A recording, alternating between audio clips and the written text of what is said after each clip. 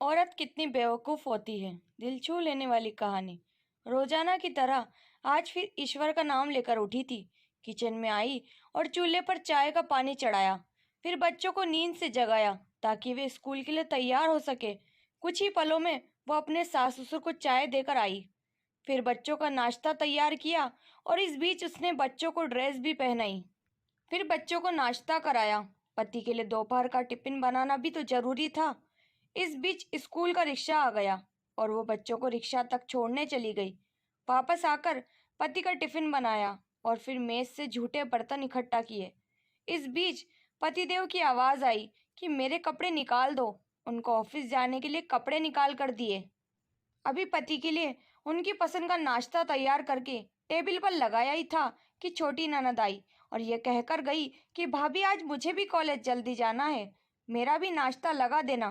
तभी देवर की भी आवाज आई कि भाभी नाश्ता तैयार हो गया क्या? अभी लीजिए नाश्ता तैयार है।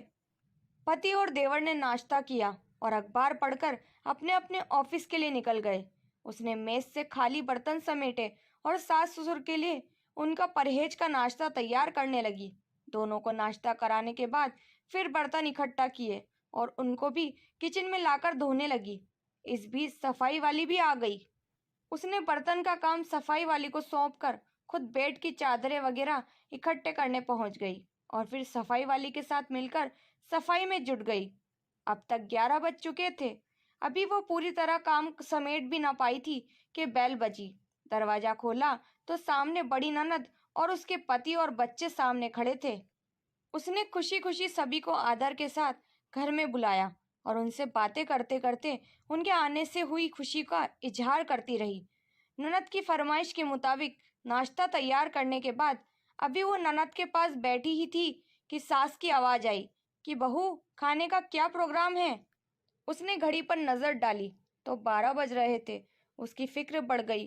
वो जल्दी से फ्रिज की तरफ दौड़ी और सब्जी निकाली। फिर से दोपहर के खाने की तैयारी में जुट गई। खाना बनाते बनाते अब दोपहर के 2 बज चुके थे। बच्चे स्कूल से आने वाले थे। लो बच्चे आ गए। उसने जल्दी जल्दी बच्चों की ड्रेस उतारी और उनका मुंह हाथ धुलवा कर उनको खाना खिलाया। इस बीच छोटी ननद भी कॉलेज से आ गई और देवर भी आ चुके थे। उसने सभी के लिए मेज पर खाना लगाया और खुद रोटी बनाने में लग गई। खाना खाकर सब लोग फ्री हुए तो उसने मेज से बर्तन जमा करने शुरू कर दिए। उसने फिर से किचन की ओर रुख किया। तभी पतिदेव घर में दाखिल होते हुए बोले कि आज देर हो गई, भूख बहुत लगी है, जल्दी से खाना लगा दो। उसने जल्दी जल्दी पति के लिए खाना बनाया और मेज पर खाना लगाकर पति को किचन से गर्म रोटी बनाकर ला लाकर देने लगी। अब तक 4 बज चुके थे। अभी वो खाना खिला ही रही थी कि पतिदेव ने कहा कि आ जाओ तुम भी खा लो। उसने हैरत से पति की तरफ देखा तो उसे ख्याल आया कि आज मैंने सुबह से कुछ खाया ही नहीं। इस ख्याल के आते ही वो पति के साथ खाना खाने बैठ गई। अभी पहला निवाला उसने मुंह में डाला ही था कि आंख से आंसू निकल आए। पतिदेव ने उसके आंसू देखे तो फौरन पूछा, तुम रो क्यों रही हो? वो खामोश रही और सोचने लगी कि इन्हें कैसे बताऊं कि ससुराल में कितनी मेहनत के बाद ये रोटी का निवाला नसीब होता है और लोग इसे मुफ्त की रोटी कहते हैं। तो क्या आप इसे शेयर नहीं करेंगे? अगर आपको भी लगता है कि गृहिणी मुफ्त की रोटियां तोड़ती है, दोस्तों, औरतों के बगैर आप घर की कल्पना भी नहीं कर सकते। बिना किसी शिकायत घर संभालती है, बदले में आपसे इज्जत चाहती है, प्यार और परवाह चाहती है। दोस्तों, इस कहानी पर आपकी क्या राय है? कमेंट करके जरूर बताएं। उम्मीद करती हूँ कहानी पसंद आई होगी। कहानी पसंद आए तो लाइक शेयर करना बिल्कुल ना भूलें। चैनल पर नए हैं तो सब्सक्राइब करें, बेल आइकन प्रेस करें ताकि मेरी अगली वीडियो की नोटिफिकेशन मिल जाएगी। आपका कीमती समय देने के लिए बहुत बहुत धन्यवाद। मिलते हैं नई कहानी के साथ।